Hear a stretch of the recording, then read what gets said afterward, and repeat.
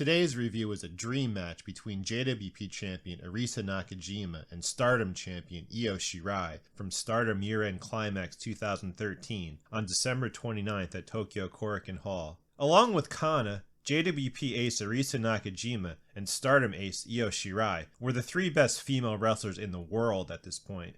Especially after the great Kana vs Arisa match in JWP 2 weeks earlier, the expectations for this match were through the roof.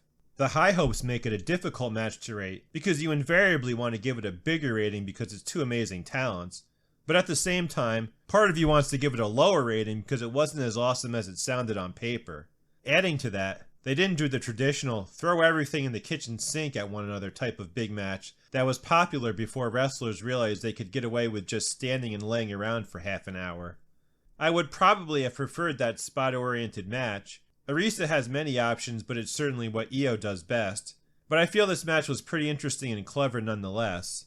This match would theoretically, for the first time, unify the then fairly recently created World of Stardom title with the JWP Openweight title. For many years, the number 2 women's title behind All Japan Women's WWA World Singles title.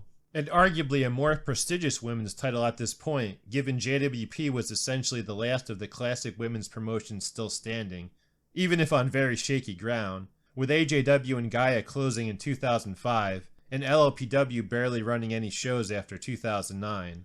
Since this was a high-stakes interpromotional match, with repercussions extending far beyond a mere win-or-loss for the wrestlers involved, they set a more serious and less cooperative tone, especially early on. I enjoyed the intensity, and they did a good job of making the mat work seem believable in the sense that it was snug, they were working the holds, and they weren't feeding each other positions too easily. While it wasn't as fast or technical as what Arisa would do with Command Bolshoi, a far more skilled grappler than Shirai, it was a credible enough display of somewhat MMA-oriented ground fighting to hold your interest despite being on the slower and less interactive side. The more complete Season 14 Goddesses and Stars 2013 commercial DVD retains more of the early portion, which helps to convey the less obliging feel of the mat work, allowing them to work the high spots into the match in a less unbelievable manner that felt more earned. The first high spot fit perfectly into the atmosphere they were trying to create. Nakajima was working to secure a front guillotine, but then did a suplex that Shirai didn't appear to cooperate with at all. They kept this format for much of the first half of the match, getting up for a brief series of strikes or a high spot or two before returning to the mat. The second half was quite stiff, as you'd expect from an Arisa match. The shift to standing, running, and jumping during this portion was somewhat forced though, as it just got to the point where they needed to finally get going. This sense of having to rush to accomplish what they wanted to, while getting in enough moves, made the second half feel a bit forced and underdeveloped.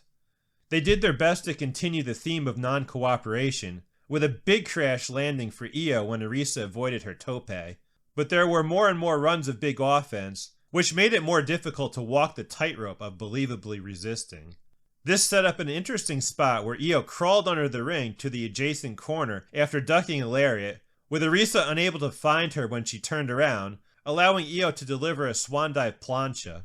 Shirai followed with a series of swan dive moves, while Nakajima jumped off the top and DDT'd Iyo on the apron, suplexed her off the apron, and hit a diving foot stomp to the floor. The match was gaining momentum as they exchanged big spots back and forth, but Nakajima seemed to get stunned when Shirai brutally deposited her on her nose with an underhook facebuster.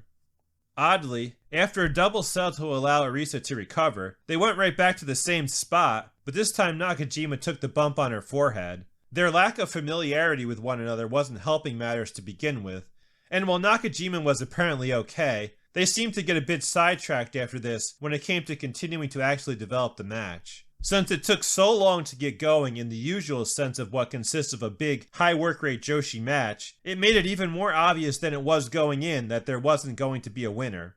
Due to Shirai defeating Nanae Takahashi at 29:59 in her previous title defense on November 4th, 2013 with her Mahiga de Iyo, a La Magistral variation relying on a bridge rather than a cradle, they hoped people would buy into the possibility of some more last-second heroics.